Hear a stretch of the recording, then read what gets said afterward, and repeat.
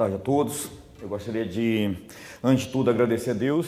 Nós vivemos, por conta da vossa propositura, ilustre deputado, um momento histórico, né? Inclusive a participação de uma representação classista de polícia numa linguagem una em prol do trabalhador. Então, por esse motivo, eu cumprimento a Vossa Excelência e de forma extensiva a toda a mesa, bem como a todas as lideranças classistas, comunitárias, enfim, a todas aos senhores e senhoras presentes. Eu falo que originariamente sou formado pelo ICHL, pela Universidade Federal do Amazonas, sou servidor público estadual há 8 anos, enfim, já tenho algum tempo também de serviço público no município, e falo aqui, enfim, em nome do Simpol e da UPB, que é a União dos Policiais do Brasil, né? Então, é um momento ímpar, dada a heterogeneidade do grupo que nós temos, mas, enfim, antes de tudo, falando em favor do cidadão, falando em favor do trabalhador e refutando qualquer tentativa de opressão por parte do poder público, seja de qual for a ideologia, e, enfim, desmistificando as teses que são apresentadas e que, de algum modo, visam oprimir cada vez mais o trabalhador. Então, assim, quando nós falamos em reforma da Previdência, nós pensamos, enfim, na fundamentação, nos pressupostos, e eles não se sustentam, porque a priori se falava no déficit aproximado de 10 bilhões, e no mesmo bojo eu apresento, e daí não sou contrário, mas enfim, uma discussão da reforma dos militares, mas não nesse contexto, onde se eleva o gasto em torno de 75 bilhões. Então, de pronto, vemos uma demasiada incongruência. E fico feliz até porque aquela faixa ali, de algum modo, ela calha exatamente o que eu penso, né? Reforma da Previdência, todos vão perder, exceto os patrões que devem 450 bilhões. Então, pelos valores apresentados, na verdade, a gente vê que cada vez mais tentam penalizar o trabalhador, né? E enquanto os banqueiros, os empresários, os grandes latifundiários, que de fato deveriam estar sendo responsabilizados, não estão. Então, a gênese da coisa, ela não evidencia uma seriedade, por esse motivo, evidentemente, deve ser repudiada por todas as representações classistas em especial. Importantes em relação a essa visão de um sindicato, no nosso caso, sindicato de polícia especificamente, e vamos tocar em pontos bem nevrálgicos, mas a importância, por exemplo, da participação dos parlamentares na esfera estadual, que iniciaram esse momento numa discussão tão importante e depois se evadiram. Não estou vendo aqui o deputado Serafim Correia, mas enfim, tem um assessor dele, a deputada Alessandra Campelo e nem o deputado Salviano. Era importante que eles ficassem até o final, para que realmente, dada a relevância da matéria.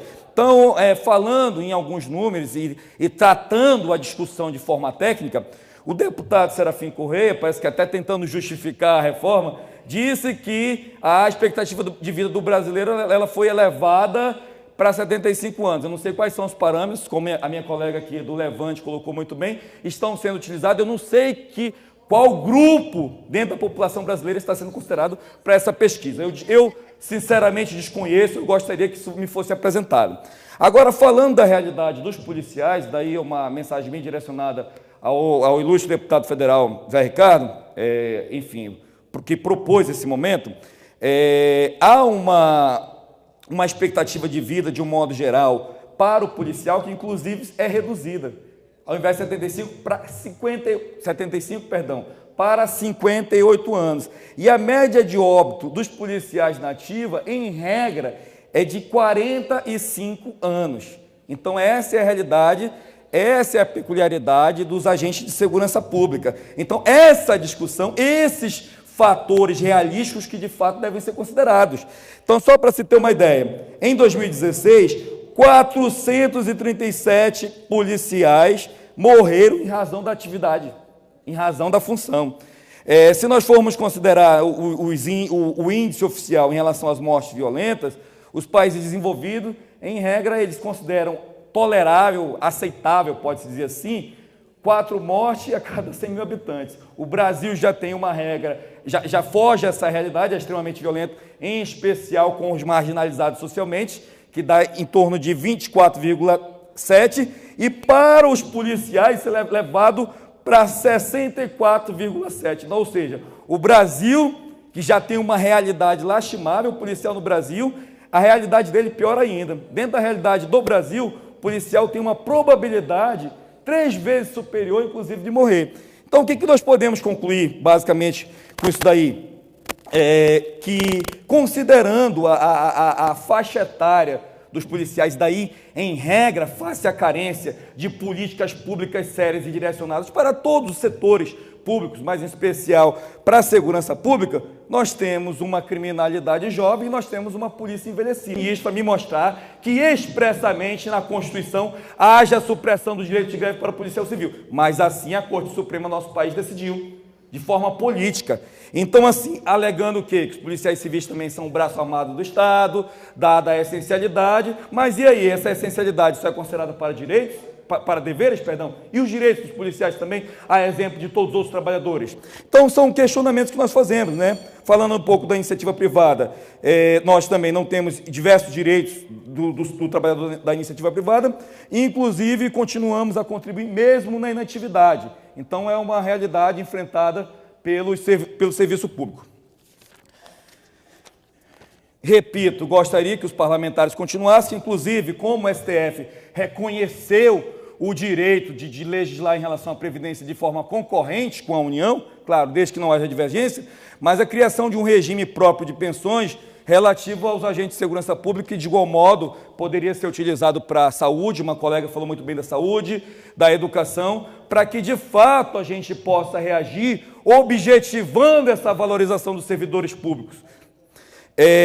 Enfim, essa reforma, eu vou tentar resumir ao máximo aqui, ela condiciona ao policial uma realidade que, de algum modo, divergindo da sua história de valorização da segurança pública, o ilustre presidente, ele normatiza que a idade mínima para o policial no Brasil será a maior do mundo. Então, esse é o presente que o presidente Bolsonaro dá para a classe policial.